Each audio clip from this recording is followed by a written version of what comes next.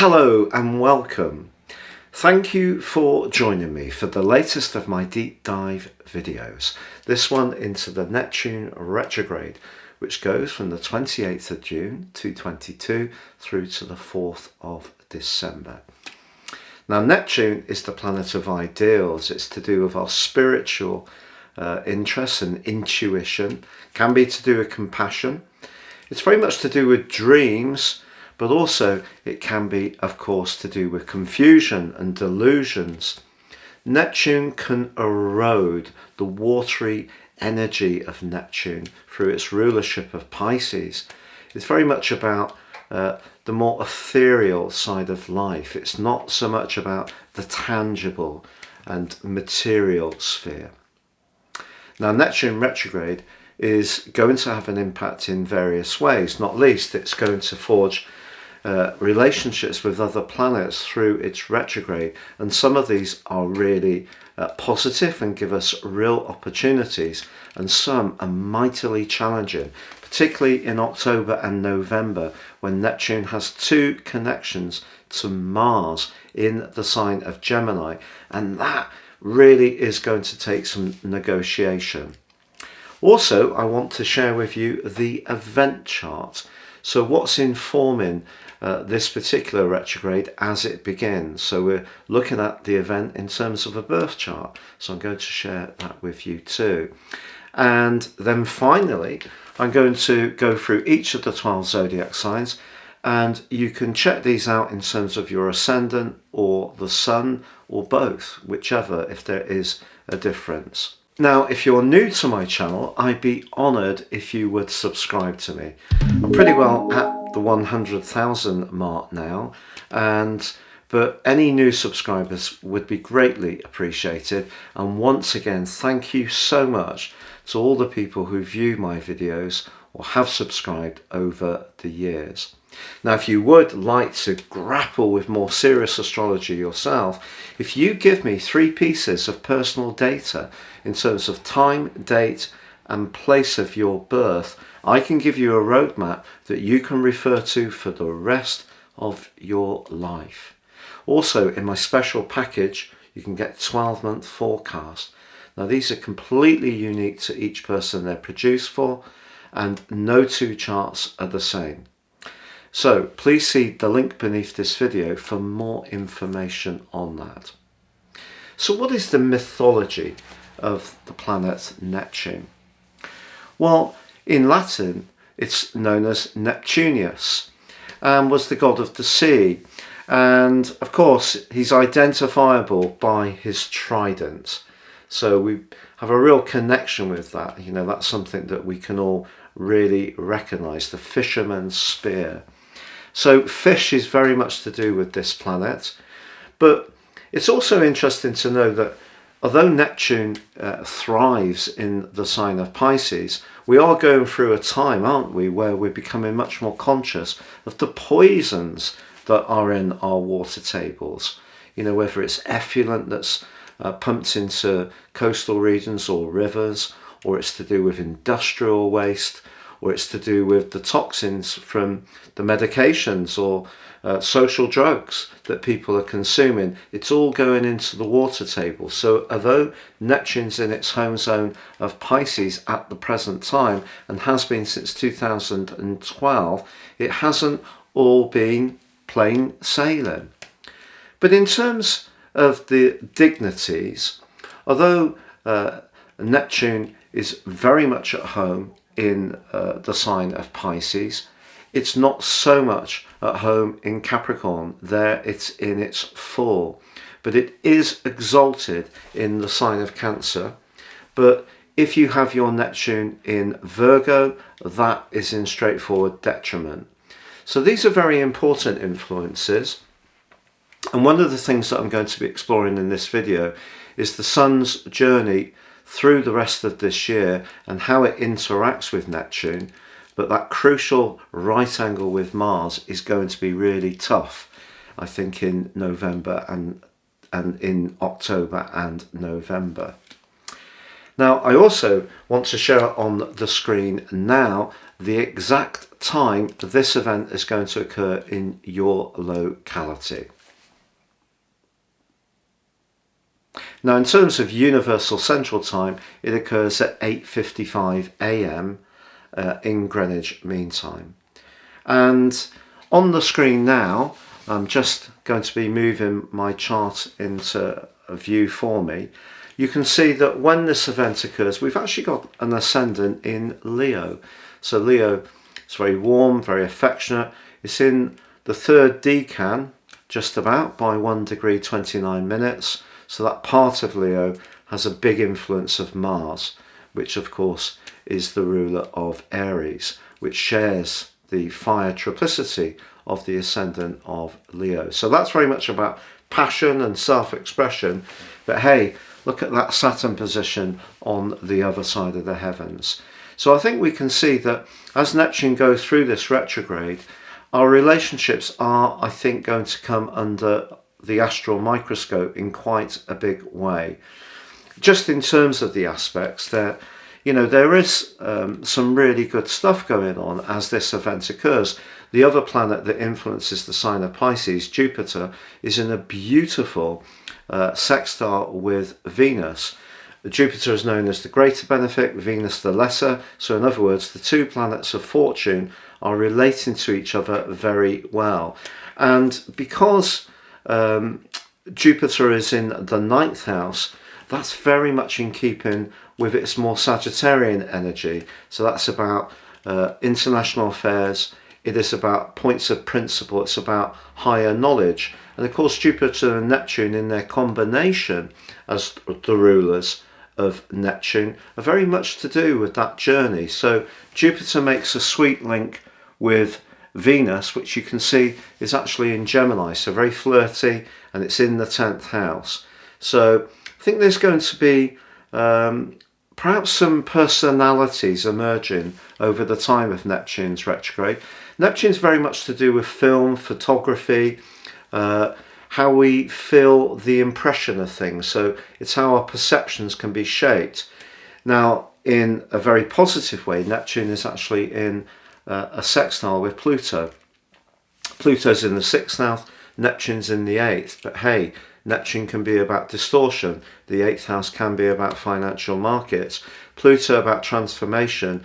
So we're all having to, trim and tack our approach to our consumption of resources in a much more conscious way because of the cost of these things going up.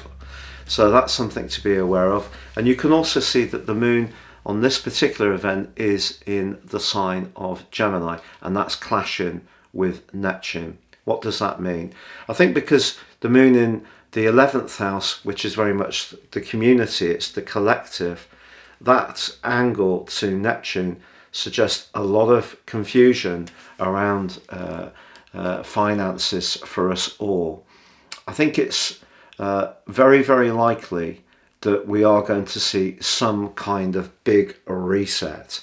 We can also see that Uranus, the planet of restlessness, which of course is in its full in the sign of Taurus, doesn't really like being in Taurus. That's continuing to cause mischief, and that's also in a right angle with Saturn. So I think that the influences that are playing out in the world at the moment is where power seems to be wielded in not necessarily a fair way, but we may see with Saturn in that 7th house, because Saturn is the co-ruler of Aquarius, and Aquarius is that sign that represents us all, the group. We're going to see some pushing back against unfair rules and regulations.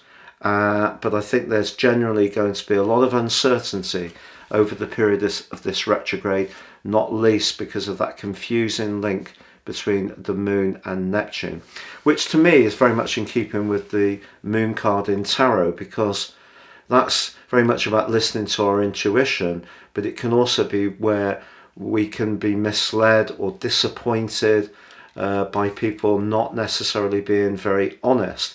And there seems to be to me, a lot of people in public life that are not necessarily deploying their duties in a particularly honourable way, and there seems to be a lack of accountability. So the fact that Mars is actually in its dignity in Aries in the 9th house suggests that some people are going to be campaigning hard to try to push a greater accountability. And ironically, the moon is actually in a very positive angle to Mars, but you can also see the sun following on, of course, from the Cancer new moon that's going to also occur across the 28th and the 29th of June. That's in a square with Jupiter. So that's an aspect that can be very much about generosity, but it can also be about a kind of overestimation of situations, or a boastful or a larger than life influence that doesn't always come through. So we just need to be aware with the sun in Cancer that collectively for us all, home, emotional and family security, feeling that we're safe, is a very important human need. And Neptune in the 8th house of shared finances, the stock market, investments, stocks, all these kind of things, there is definitely a challenge on it through the moon, which of course is to do with our emotional needs and our security. But there can be transformation in a positive way through Pluto.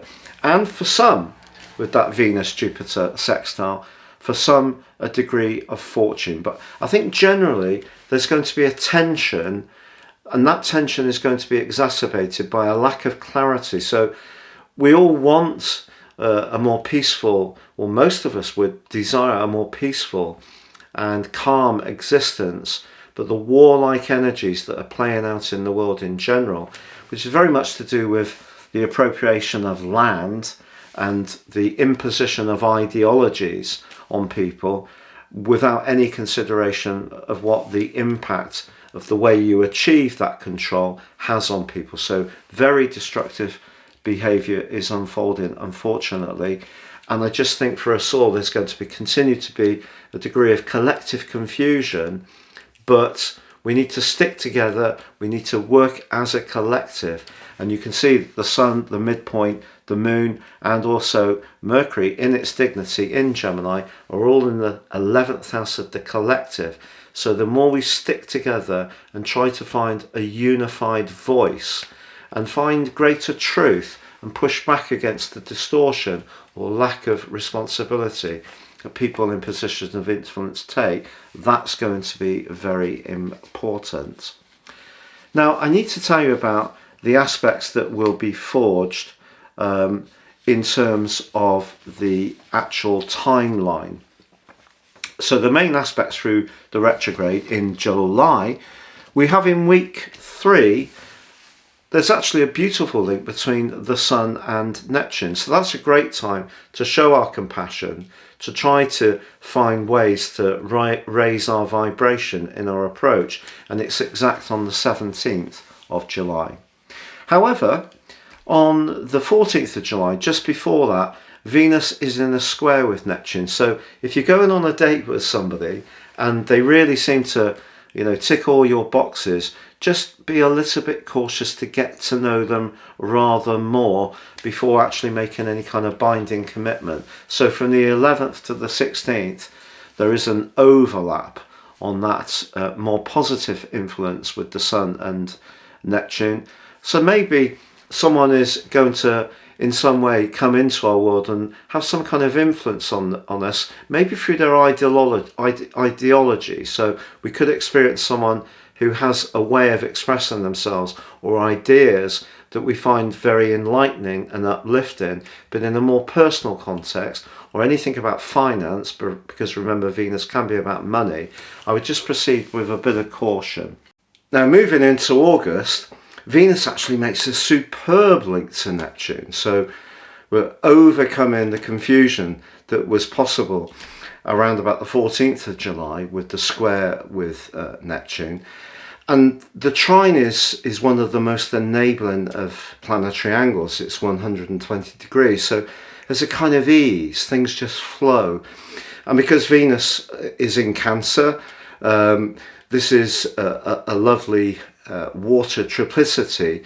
So very, very lovely. And from the 5th to the 9th, they're connecting beautifully, and they're exact on the 7th. So if you happen to, be getting together with your family or with extended family, or perhaps on a date, I think this would be a lovely time to walk by a river, go to the seaside, share a meal, maybe even take in a show, because Neptune is very much about projection, and Venus can be about taste and production. So it would be wonderful to see a film or to see a performance, go and see a band, because I think it's really going to reach into our senses at that time.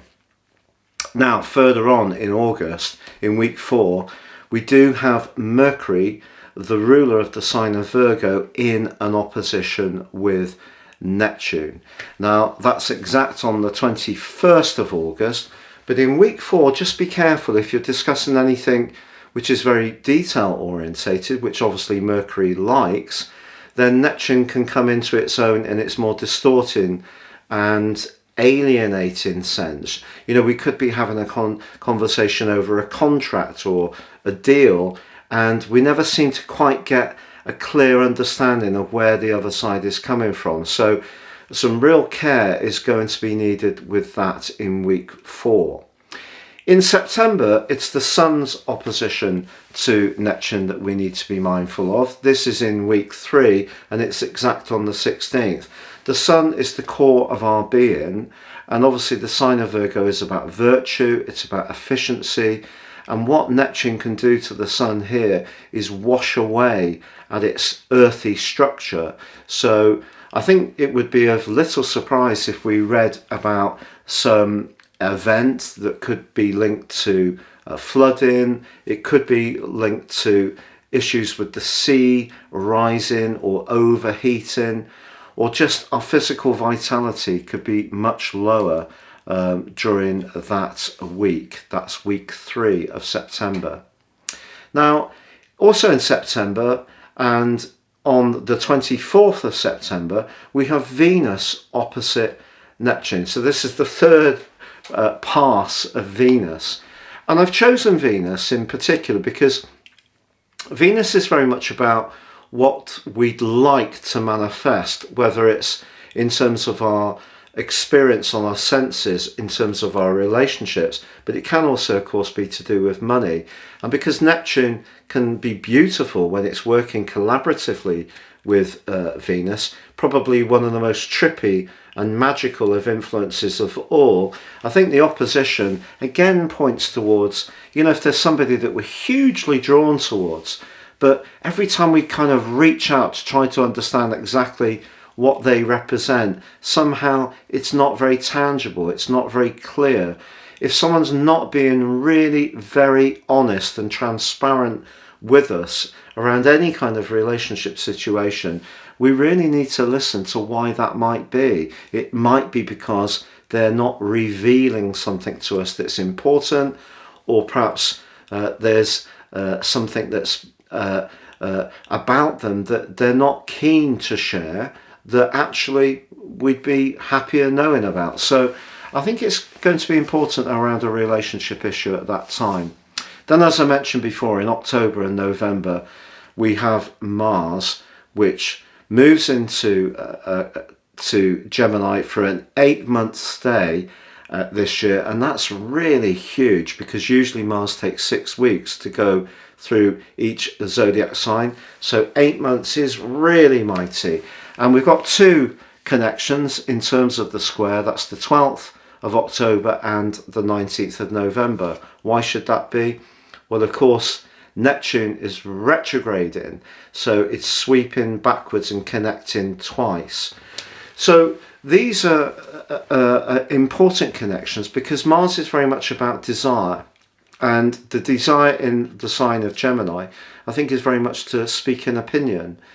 It seems to me that the distortion of truth I know people are very keen to say everyone's entitled to their own truth and reality, which of course I understand, absolutely. But sometimes there are factual truths these days that are distorted to such a degree that it's very hard to know what the actual factual basis of anything is. And of course then we get into the power of different mediums. So, there are news groups that traditionally have had an awful lot of power over what we consume in terms of reporting. But now it's much more of a free-for-all, isn't it, if we're honest? Any of us can have an opinion on anything. And sometimes people who gain the greatest amount of prominence in terms of their views might not necessarily be absolutely factual because they're working to an agenda. We're seeing this in Russia so hugely. We've got a parallel universe where facts are presented in a completely distorted way, one time after another, where they play the victim, but actually they're the aggressor much of the time. But the way the information is presented, or the way information is limited, the power of Mars, so the aggression of Mars, could limit the more sensitive message that Neptune wants to get out there. But generally, when people have Mars in a square in their natal chart, they can be someone who has a real appreciation of escapism. So, whether it's through sex or drink or drugs, it could be in a more positive way through, wanting to get away from the seething mass of the city and get into the hills and walk in peace and nature. Very Neptunian, the physicality of Mars. But I think if you are, attracted to anyone towards the end of this year, across October or November, or there's a business situation that seems rather enticing, absolutely vital to cut through to what the facts are. However much something may be presented to you, don't be kidded. There's a need to proceed with a great deal of caution because of that particular influence. Now, when we get through till the end of this process, it's at 12:15 a.m. on the 4th of December in Universal Central Time. We also have a chart wheel for that event as well. What's that telling us? Well, it's quite interesting, because the thing that comes up for me is the moon is square Pluto again. And if you followed my videos when we were talking about the spring equinox and the first cardinal quadrant of the year, we had that square between Pluto and the moon, and we did see and have seen a lot of destruction of fuel security, but also people's homes. It may be through earthquakes in Afghanistan, it may be through the war in the Ukraine, but there's various ways that security has been challenged for many people. And as this event comes to a close, unfortunately, that aspect is repeated. So I think we are going to continue, even the idealism that the retrograde can dampen down. It asks us to check out our belief systems, really, to make sure that the information that we're consuming is factual, that if we can do something that is positive for others through healing, through a spiritual awareness, through gentleness, through looking after the resources, looking after the planet, these are all very positive things that we can practice with Neptune's retrograde. But then bang, we're left with that right angle between the moon in the sign of Aries in the 8th house of finance. So that's continuing to be a turbulent area. And Pluto's in the 5th house of where we want to enjoy ourselves. So the chances are we need to, continue to evolve and find new and creative ways to enjoy ourselves that maybe has less of an impact on the planet or costs us less money. But there is something in this particular chart that I'm sure the more seasoned observers amongst you have already spotted, and that is that the two rulers of Pisces are in a conjunction. Because of Jupiter's retrograde, it's back in the sign of Pisces, and there it is sat alongside Neptune. It's about 5.5 degrees apart. And also the descendant is in Pisces as well, and the descendant is how we connect to other people. As I've said before, On YouTube particularly, the obsession is with the ascendant, but the descendant is just as important. The descendant is where we set our boundaries, it's where we relate to people, but it can also be where we compete. So to have those two together in their home zone gives us an opportunity to in some way raise the vibration. Now if you remember, on the 12th of April they were in an exact conjunction, and a British astrologer quite forcefully put forward and got a lot of distribution with this message, that this was an incredible opportunity to raise consciousness. You know, just as the situation in the Ukraine was just getting more and more serious and more worrying.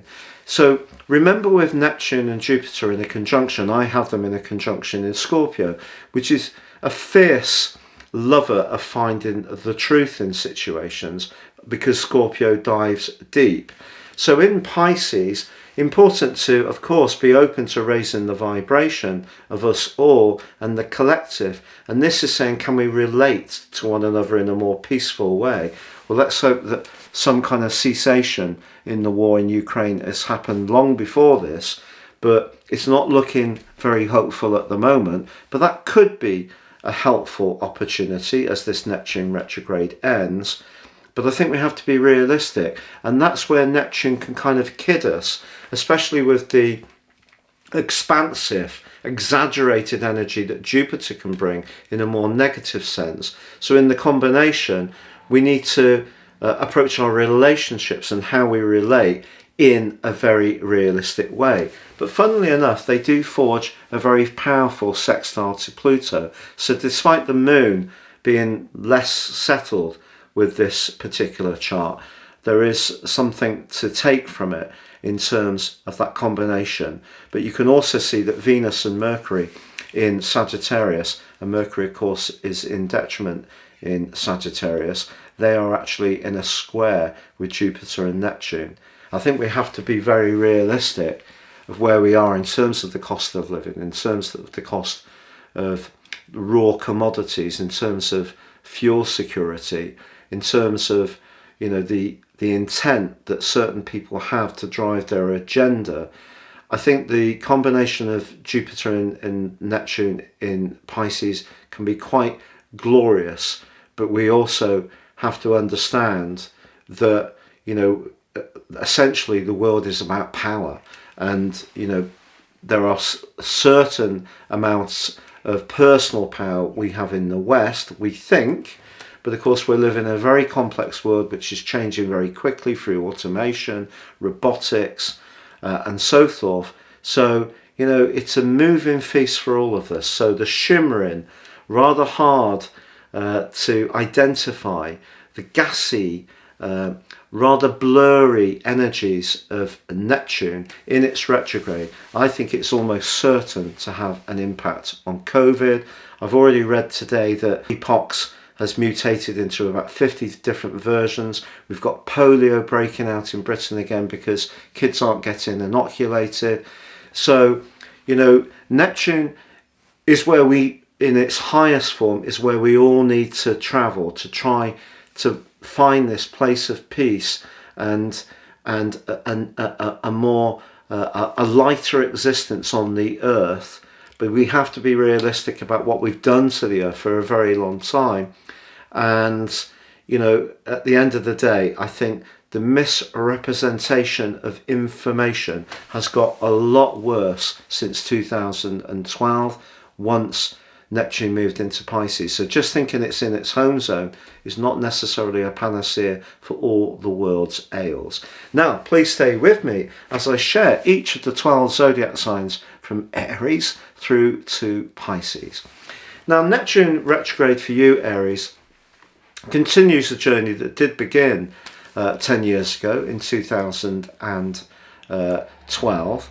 Now, in a couple of years' time, Neptune's going to be moving into your sign, and that's actually going to be something you really appreciate, because I think one of the things that may sum up your experience over the last 10 years may be that you have experienced some disillusion, you know, that somebody or some kind of cause or collective resonated with you in a very powerful way, and you may have invested very heavily in that, but then found that actually, as you went to hold it, it was just a bit like thin air, the gas of Neptune. So Neptune retrograde is going to bring up quite a lot of issues for you through to the 4th of December about trust, about who you can rely upon, about the spiritual belief systems that you have. It could be that there is the need to grieve out some of the things that don't work for you anymore. It may be some belief systems, it may be some people, it may be some lifestyle choices that you're making around escapism that are not necessarily very good for you. You know, even if we take prescription drugs, in some way or another, we're trying to use, and I use them, so I must say that, but you know, natural isn't always a panacea either, because sometimes we have to take a chemical drug. But chemicals are having a massive impact on the world. So Neptune, I think, very much in that 12th house is the kind of hidden dangers and maybe the sort of rough seas in the back of your psyche. So I think it's important to have a degree of protectiveness in your approach to these coming months and not be too open. And of course, across October and November, your ruler Mars is strongly challenged by Neptune. So I think those can be 2 months where you may really find out about some fair weather friends, or that someone could be very unreliable or insincere. So in a romantic context, if you get chatting to someone online, Mars in the 3rd house, that's quite an easy connection to make. Just be sure that that person is, you know, someone that you can truly relate to. And the only way you're going to find out is by taking a bit of time, not rushing the process. Now, Taurus, for you, Neptune's been in your sector of friendship since 2012, and it's probably, you know, broadly been quite an exciting process. Of course, you've had Uranus going through your sign and Pluto in your 9th house, so it's been a lot of shaking up, and your dreams, because the 11th house is about our highest hopes in terms of your future. I think some Taurans may have done something quite dramatic to change their lives, and you know, that may have worked out very well for you. So the retrograde is just asking you to be very realistic about long-term hopes, about friendships, group activities, about your connections to others, and that realism, which comes very naturally to you, to be perfectly honest, that's going to be very protective for you. But equally, maybe you're going to reconfigure some of those higher hopes and longer term aims, and some new material, new ideas and new belief systems can come into your thinking from now through to December in a very exciting way. But with Mars squaring with Neptune across October and November, if someone you know isn't very honest about money, you're going to find out then. If you're thinking of buying and selling anything with a big ticket on it, go extremely careful, especially if you know the person, funnily enough. Which brings us to Gemini. Now, for you, Gemini, Neptune, since 2012, has been in your sector of how you connect to the wider world. And it could be that you've had almost like a magnetic, shimmering presence that has really been very, very powerful. If you work in healing or care or the spiritual sector, or you're someone who wants to get a message out there, I think Neptune generally could have given you quite a lot of uplift. Now, of course, the other thing is there may have been some disappointments around your professional situation. You may have worked with people that actually turned out to promise you more than they actually delivered, which has been very disheartening. Just be aware, of course, that Mars is in your sign for an extended period from August. So just be conscious that that square across October and November is really, really powerful. And Mars in your own sign is encouraging you to follow your own instincts and to be more pioneering, more individualistic in your approach. But when it comes to work and who you are interacting with, who you may be discussing a role, a job, or you're trying to work your world around in terms of your professional situation, that it works for you at a more personal level, I think the key is you can't necessarily expect to get everything on your own terms, which brings us to Cancer.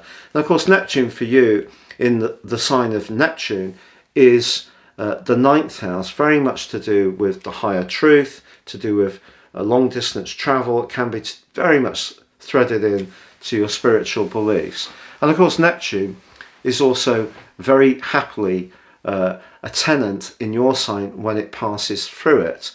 So it's exalted with you. So you have a real appreciation for Neptune. I suppose, you know, also because you're a water sign, that connection to anything to do with oceans, rivers, streams, peaceful places. And of course, the ninth house can be about foreign travel, and it can also be about escapism. If you're someone who likes to go off to places that are a bit less developed, a bit more still rooted in nature, or where natural beauty is part of the experience, very immersive. So that could be something that you could try to do from now through to December.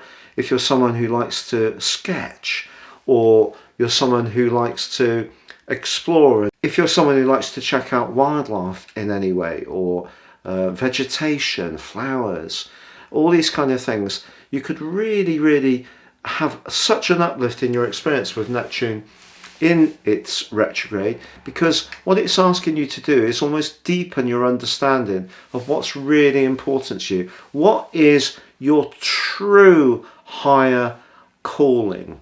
You know, are you really on track at the moment? If you're not, Neptune's asking you perhaps to rethink.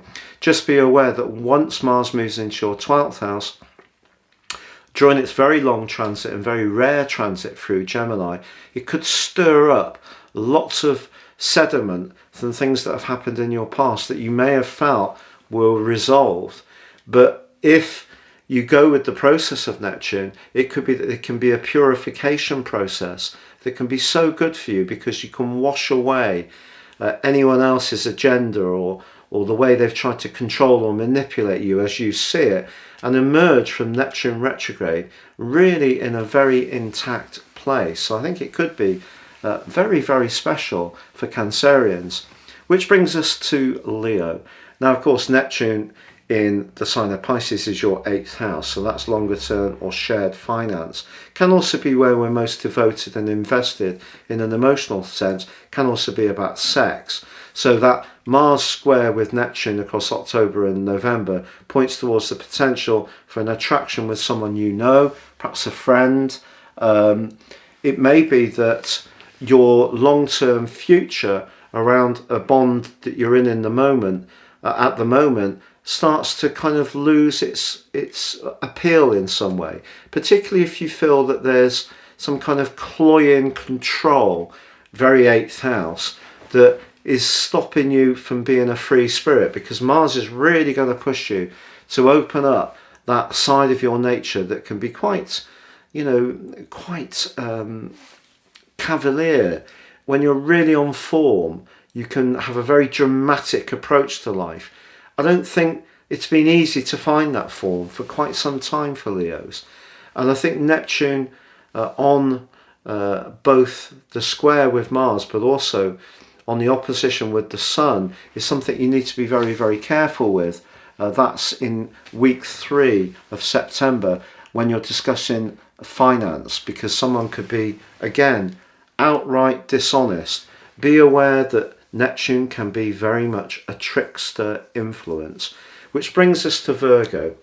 Now, the fascinating thing about Neptune for you is it's in your sector of relating and also boundaries. So for some Virgo people, I would say the last 10 years may have seen you forge some kind of magical alliance, or being let down in such a massive way.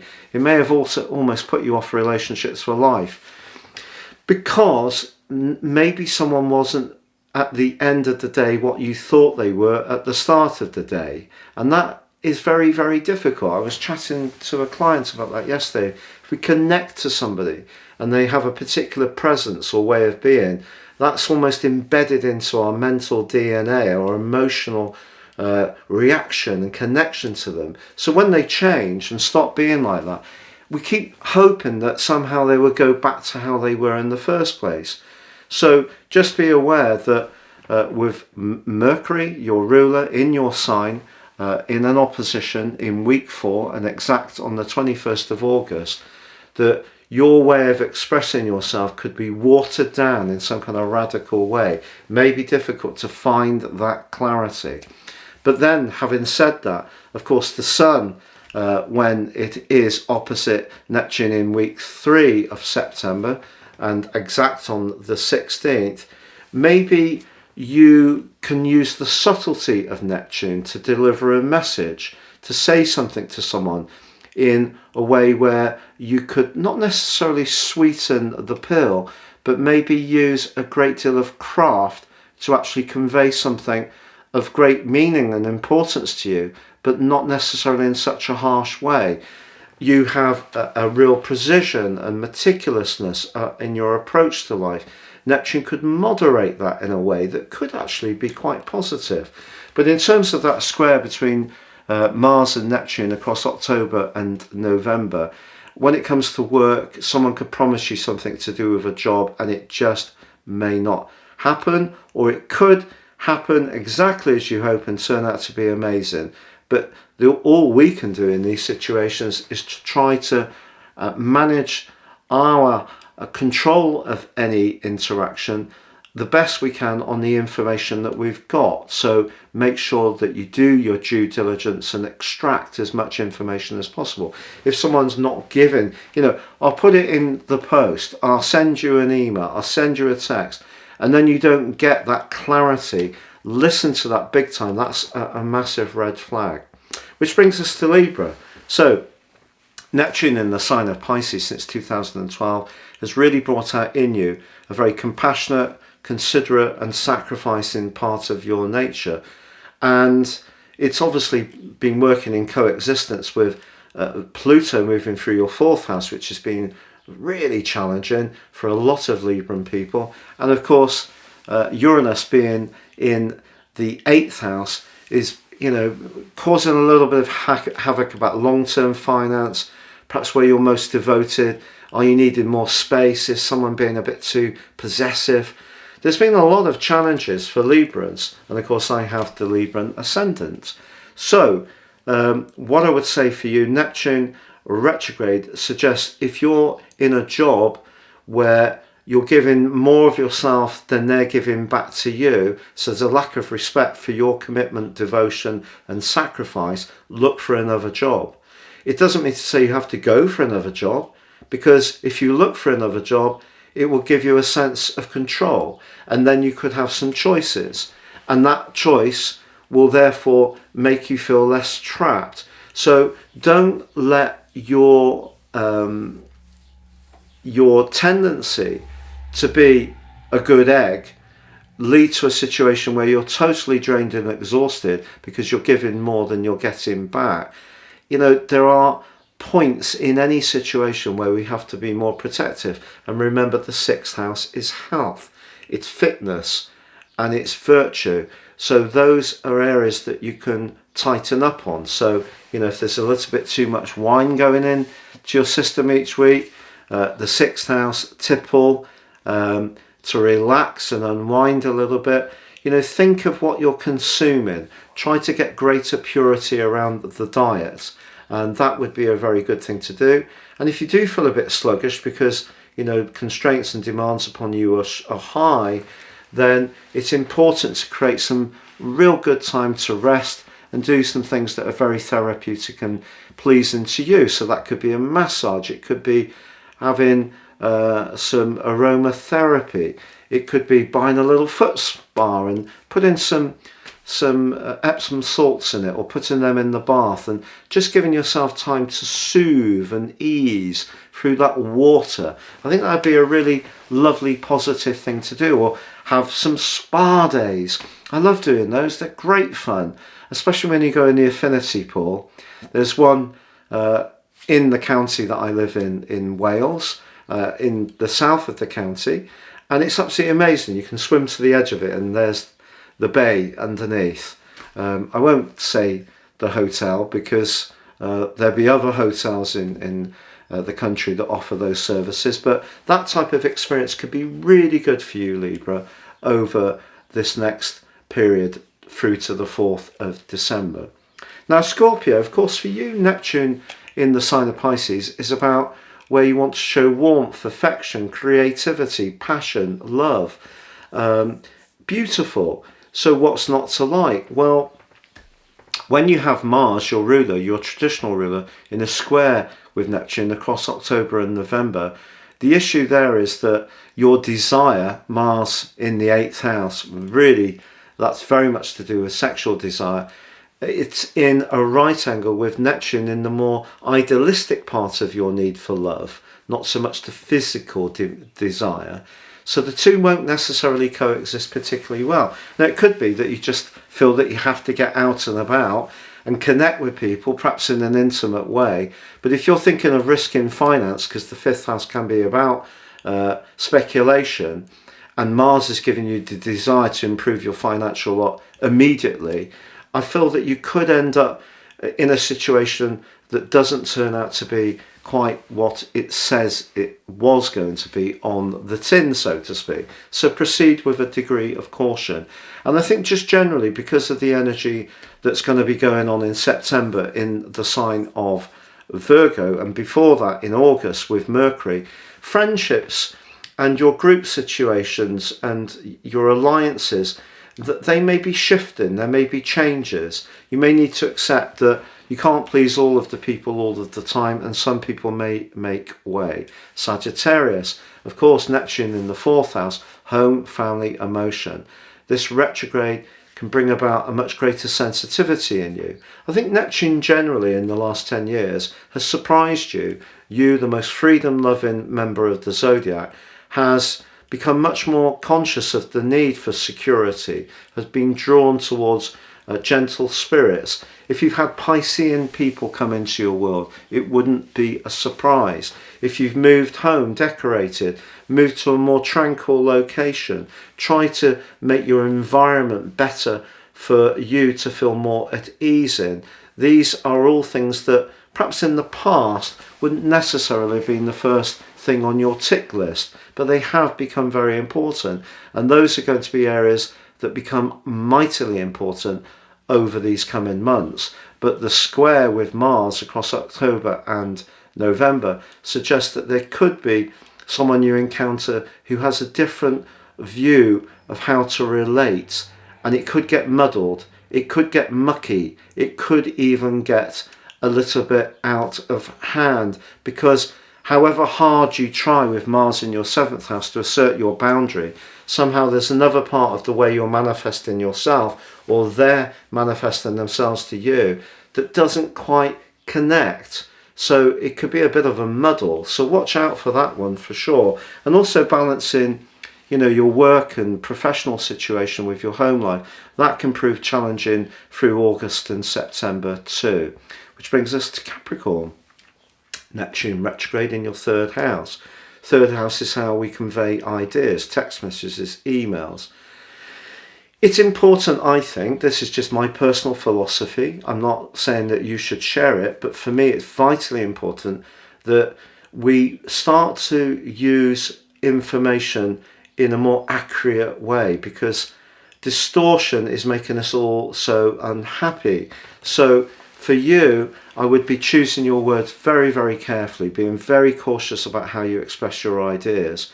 You may find with that Mars square, October, November, that your physical vitality is a bit lower as well. Just be aware that when we talk to people, we don't just have the conversation, we also pick up the aura of that person as well, and not just their ideas. It's their energy that's imperceptible, because remember, that's what Neptune is, imperceptible.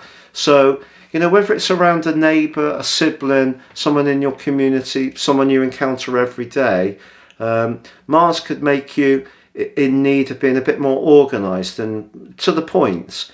And, Neptune means that the way you express those ideas has to be done in a succinct way, or someone could feel that maybe you're trying to manipulate them or spin them a little bit of a tale. You're not really being straight dealing. that may not be what you mean at all, but that could happen with Mars squaring with Neptune. Now, Aquarius, obviously my sun, this is a retrograde that's very much about foundations. It's also about money and self-worth. Those are all things that Neptune is continuing to ask questions around, because I have a very Neptunian chart. Basically, I have a fixed grand cross, and Neptune connects with all the angles on that. So for me, I find it very, very hard to try to get a clear mind and express how I feel, the more Neptunian side of it, which is extremely strong with me, in a clear way, in just ordinary conversations. So someone asks me a question about an ordinary subject, that's where I can really flounder.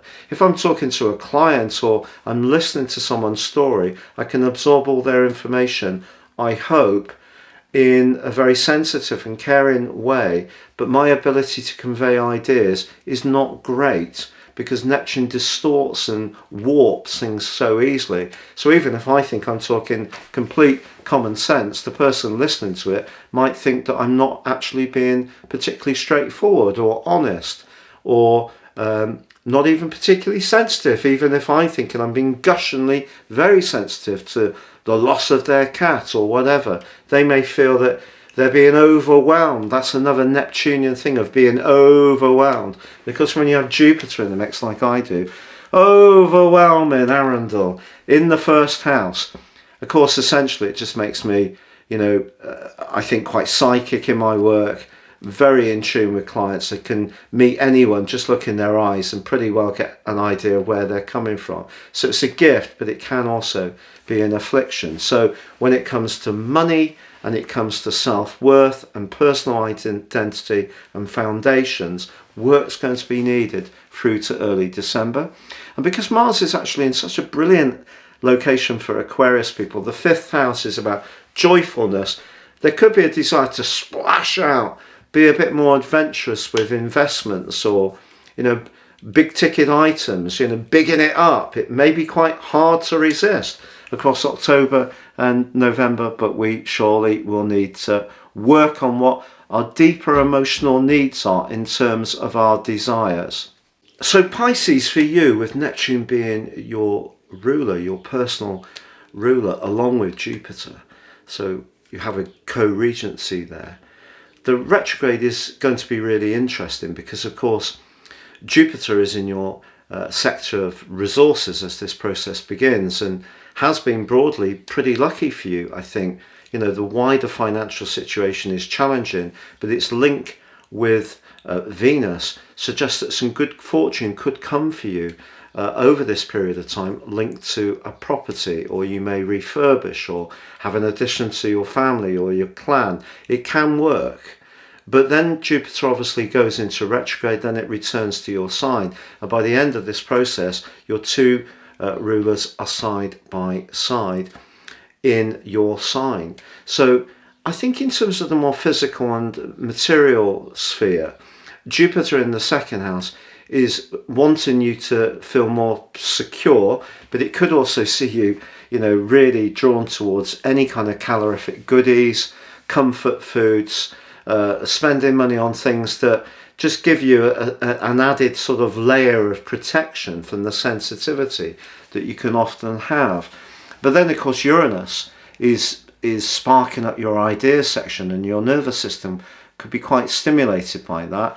And with Saturn, in your 12th house of the more deeper emotional and psychological part of your health, maybe all that energy that's going around in Uranus, it has a byproduct, and that byproduct could be a degree of stress.